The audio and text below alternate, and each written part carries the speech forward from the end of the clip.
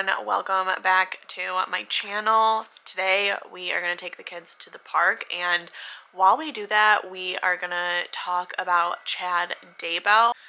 Okay, so the park didn't work out, but what does work out is me coming out here and filming while my kids are inside with my husband. So we're just going to do that.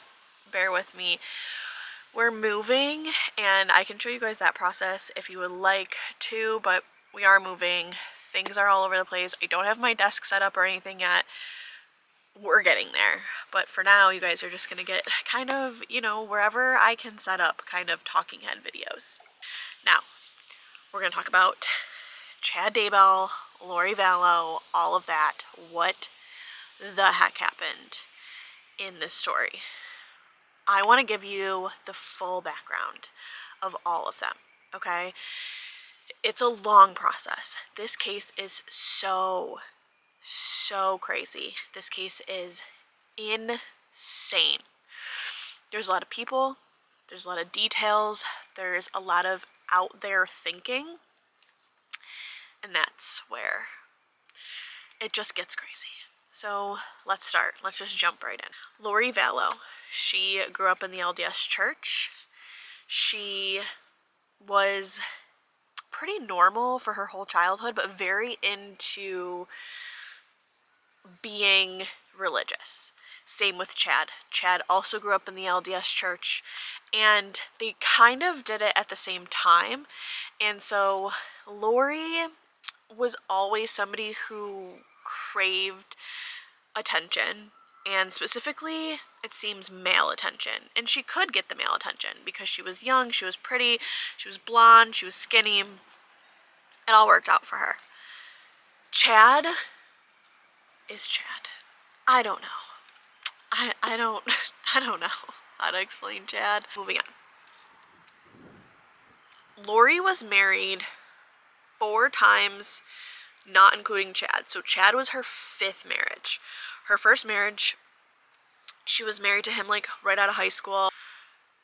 There's not really much to talk about there because they didn't have any kids. They didn't have whatever, right? Her second marriage was to, his name was William LaJoya, and that is Colby's father, okay? Colby is Lori's eldest son. He is still alive. It wasn't a great relationship. It was rocky. There was just like a lot of ups and downs. Lori ended up divorcing him and meeting Joseph Ryan. Now, Joseph Ryan is Tylee's dad. So Lori has Tylee, her daughter, with Joseph Ryan. Joseph Ryan also adopts Colby. For a while, it was a good situation, but it quickly turned south. There was allegations of abuse, not only physical, but sexual abuse to the kids, and it was just bad. So Colby is still alive. Tylee, unfortunately, is not alive. But Lori finally left him. They divorced in 2004. And then Lori met Charles. Lori and Charles met after Lori divorced Joseph Ryan. And they were set up by a client in her salon. She was a hairdresser. Charles has 2 boys from a previous marriage. Lori has Tylee and Colby, and they converge. Now, at this time, Lori's brother, Alex Cox. Lori has 2 brothers. She has her eldest brother, Adam. Then in the line is her older brother, Alex. Then Lori, and then Lori had a sister. Her name was Summer, and she passed away. We'll talk about her later, and her daughter later. She comes up. So I just want to highlight this part of it because Alex Cox is very important in all of this. So important. And the reason he is so important is because Alex Cox is the one, he is the strong arm. He's the guy that commits all of the things with his 2 bare hands. At this time, Alex Cox is being found guilty of assaulting Joseph Ryan. It's actually like a horrible story, but it's kind of funny because Alex says what happens and describes it in a stand-up special because Alex for some reason thinks he's a comedian. But what happened was he went to Joseph Ryan's house, I presume. I don't know where exactly this happened. But he went after him with a taser, and he took a taser to his groin. Now, this is very important because it shows what Alex will do and that he is violent. And unfortunately, this is a precursor to what happens in the future. Lori at this time is talking in her temple about how she wanted to murder Joseph Ryan because of what he did to her kids, the physical, sexual abuse that she found out about. And this is where Alex, in his mind, I think, is being the protector of his sister and his niece and his nephew, and he goes to assault Joseph Ryan, which is obviously not the way to do it. I don't know if Joseph Ryan stood up for himself a little bit too much and Alex couldn't overpower him. Like, I don't know if maybe the taser to the groin wasn't what was intended for that day. Nobody will ever know. Unfortunately, Joseph Ryan did pass away, that of natural causes. And that's just, I think, the difficult part is there's so much to this story and a lot of players in the story that could tell us a lot of things are dead. And Lori at this time is kind of saying to Alex, like, I'm gonna murder him, I'm gonna kill him. It's either I'm gonna kill him. She's saying this to a lot of people around her. Either I'm gonna kill him or I'm gonna turn to the temple. And she turned to the temple. And this is the start of Lori going deeper and deeper and deeper and deeper into the temple. Another thing that happens when Lori and Charles are together is that they adopt JJ. I'm going to explain to you who JJ is. Okay? It's a little confusing, but I want you guys to follow me here. Charles has a sister. Her name is Kay. Kay has a son. So that is Charles's nephew.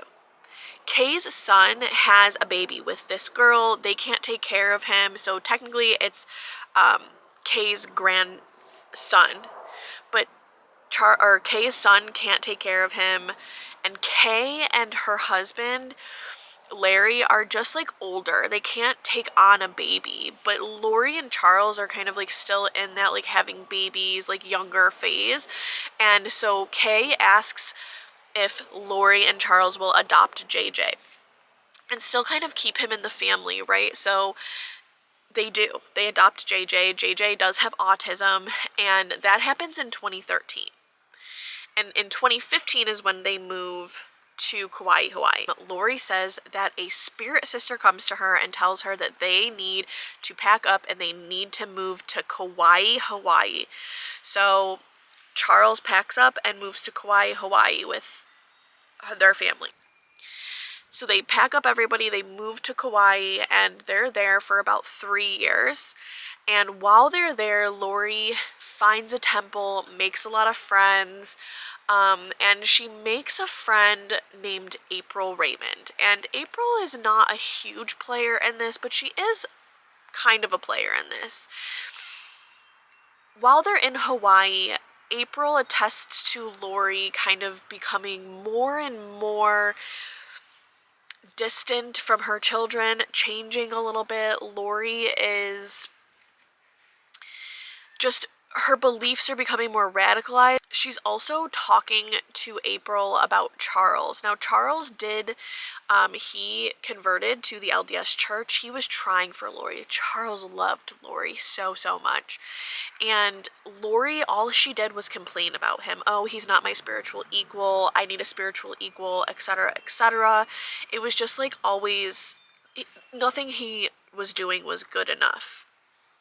At the same time, Chad is putting out his fictional I'm gonna tell you why I say fictional, but apocalyptic series, and he puts out a book called Times of Turmoil.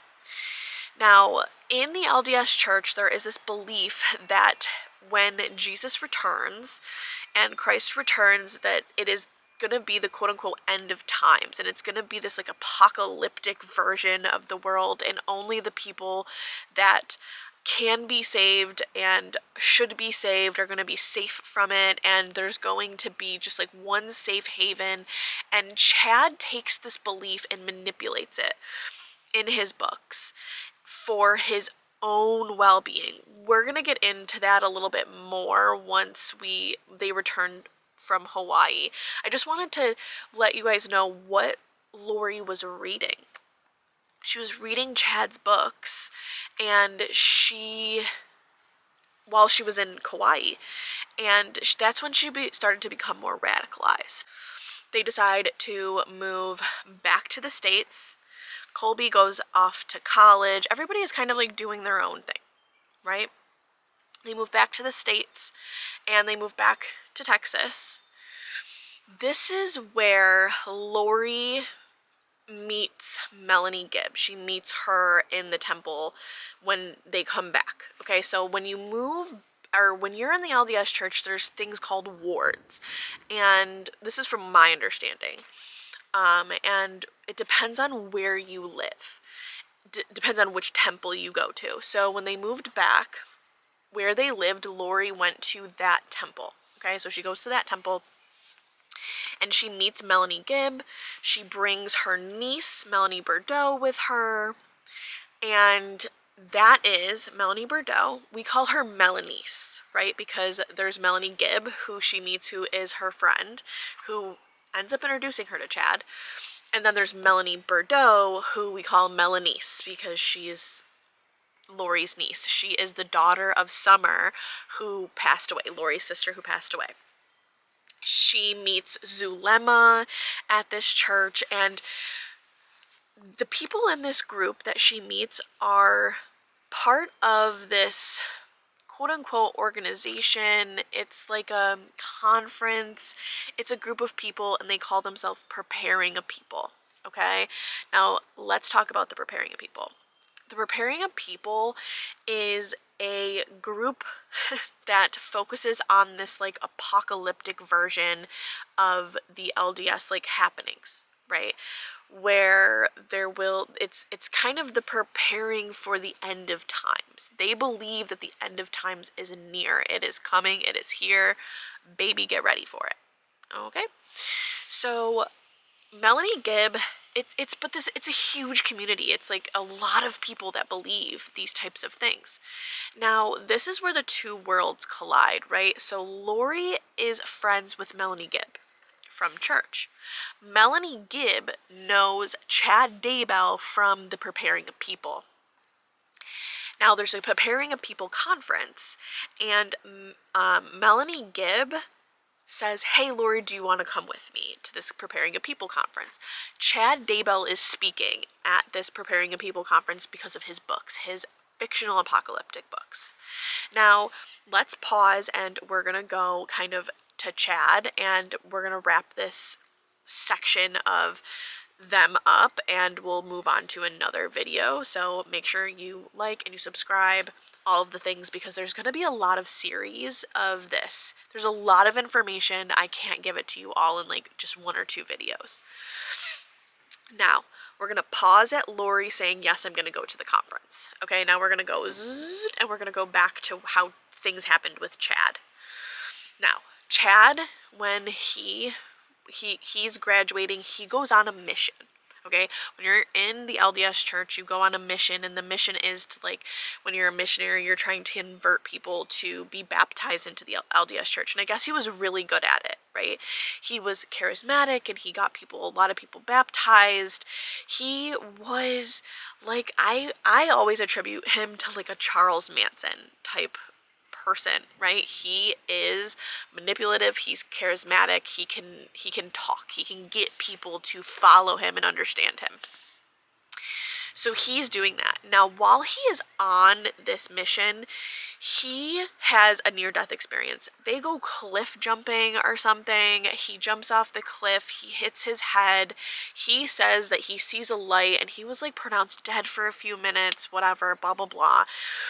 And when he wakes up from this, he says that he is a prophet now.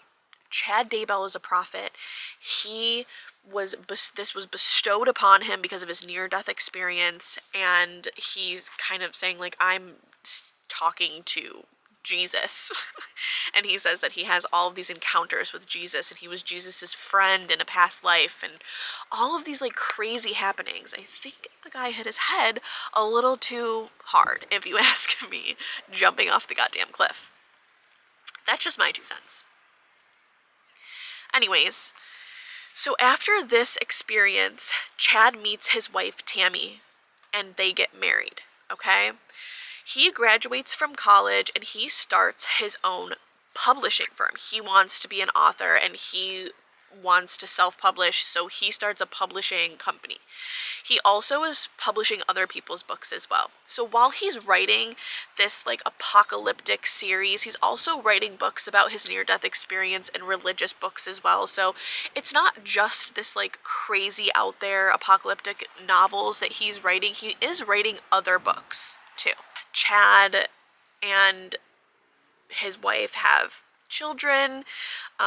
They are living their lives. So all of this was happening before, obviously, like leading up to Chad and Lori meeting. Chad, also had a relationship with Melanie and a lot of people that Lori knows. Now, we don't know a ton about what was going on in Chad's world leading up to meeting Lori, because, well, Tammy Daybell is dead. His children don't really want to speak, and they were kind of older. They weren't really involved, and we just haven't been able to see like the discovery and the messages between like there was no, like, we didn't see messages between Chad and Melanie Gibb or Chad and anybody else other than Lori, because he wasn't involved in her trial. That's where this trial is going to be interesting, because that is what we're going to see here is the happenings between Chad and all of these people. So I'm just giving you what I know about Chad at this time, right? So Chad he gets involved with the preparing of people. He's going to speak at these conferences because, remember, he is a fixture in this community now. He is a fixture in the LDS church from his books, because he's not just writing about like the crazier parts of this. He's also writing about the religion, and people really respect him as an author in the LDS church at this time. So he's going now with his apocalyptic series that's fictional. Now let's talk about the fictional part of this, right? And when I did air quotes earlier, this is not an actual fictional situation. This is his true beliefs. Now, he writes it as like fiction because it's not fact, right? It's like sci-fi. It's like something that he believes but is not true yet, and he doesn't. But other people that are reading it, like Lori, for example, are taking it as his truth. Like I said, this is kind of like a Manson situation. That's why I say that. Because he's saying it as, he's speaking, when he speaks, he doesn't say it as fact either. He just kind of speaks on what he thinks might happen. And people are seeing him as like this prophet. Now remember though, he is saying like, hey, I had these near-death experiences, I'm a prophet, XYZ. So he's manipulating, right? He's saying, oh, it's fictional, but like, wink, wink, it's my beliefs, right? This is what I believe is going to happen. And so he has a lot of followers. This is where it's going to get sticky in court for me. Now we can go deeper into this, but this is where I think the defense is going to bring up about Chad, right? This whole thing is where they're going to bring up about Chad. Because this is what the defense will say. How could Chad have known that Lori reading his books would come to the conclusion of murdering her children? There were lots of people that read his books. There were lots of people that listened to him speak. There was lots of people that interacted with him that didn't kill their kids, that didn't kill their ex-husbands. How could Chad have known? And I know that it was manipulation and what happened here, right? But Chad never even had any contact with the children. And if he did, it was very minimal, okay? And we're going to get into that. But I just want you to keep in mind through this whole thing of like that defense strategy here, right? That's the defense strategy. I think that will be the defense, in my opinion, allegedly in my opinion, that will be the defense strategy, saying, hey, like, how could he have known this? How could he have known that Lori was going to take it to this level? How could he have known that she was going to try and, like, kill her children based off of what Chad was saying to her? There's no way that he could have known that when she said, get rid of the demons, that it meant that she was actually going to have them killed, right? So remember, Lori didn't do it with her bare hands either. Alex did. So we come up to, now Chad is going to be speaking at this Preparing a People conference. Melanie Gibb is bringing Lori to this conference along with Melanie Bordeaux, and one other friend. I forget her name. She's kind of irrelevant. Anyways, so they all go to this conference. They listen to Chad speak. They meet Chad Daybell at his like booth where he's like signing his books for people, and he meets Lori. He grabs her hand and tells her the first time that they ever meet that they had been married in 7 lifetimes before. Crazy. Okay, crazy. Like what? Like what are you talking about? Oh, like they're meant to be together, blah blah blah blah blah. This is what Chad is saying to Lori the first time that they meet. And after that, they never separated really from each other. Now, this was in October, okay? October like 18th, I believe, was October 18th, 2019, I believe was the date of this conference. And on October 26th, and this is in the indictments, on October 26th is when they started talking about killing Lori's children, apparently. Okay? And that's what we're going to see in court. They're going to prove that in court. I cannot wait. Court starts April 1st. April 1st, court starts for Chad. Okay? So we need to get down to the nitty gritty here. It just gets progressively worse from here with Chad and Lori. And Charles ends up dead. There are a few things that happens before Charles ends up dead, though. And we're going to get into that in the next video, where Charles goes on a business trip. And everything hits the fan. Shit hits the fan at Charles when Charles goes on this business trip in January of 2020. Okay? I'm sorry. January... Okay, I need to make a correction here. Sorry, we're pausing and we're going to make a correction. It was October of 2018, I believe, if I didn't say that before. And in January of 2019 is where shit hits the fan with Charles. He goes on a business trip and Lori is talking insane. She's gonna murder him. The children are possessed. He's possessed by a demon. And from the conference in October until the end of January, Lori was meeting with people. She was talking about the demon that was Ned Snyder that was taking over Charles, that she needed to get rid of them. They were doing seances. They were all getting together. Zulema, Melanie Gibb, Lori, they were getting together and doing these seances, trying to pull a demon out of Charles. And they were talking about getting rid of this demon and getting rid of this demon. Now, when Charles goes on this business trip is when shit hits the fan. And that's where we're going to start in our next video, is him going on that business trip. I'm going to show you guys the body cam footage. We're going to talk through the body cam footage. We're going to talk through what happened, how it happened, why it happened. And we're going to bring you right up. I'll bring you right up until Charles's murder in July of 2019. This story gets really crazy from here, guys. I just wanted to kind of give you this backstory about how they met, and what was kind of leading up to them meeting. If you have any questions, please put them down below. Remember to like, subscribe, follow along. We're going to be doing not only this case, but a ton of other cases. There's going to be a whole bunch of stuff sprinkled in on my channel here. I am a mom. I love true crime. I love pop culture. And I'm just going to bring you guys along with me in my daily life about all of this stuff. And I want this to feel very interactive for you guys. So please let me know what I can do better, what I can explain. I will make videos just to answer your questions, so put them in the comments below. I hope you guys have a great rest of your day, and I will talk to you soon. See ya!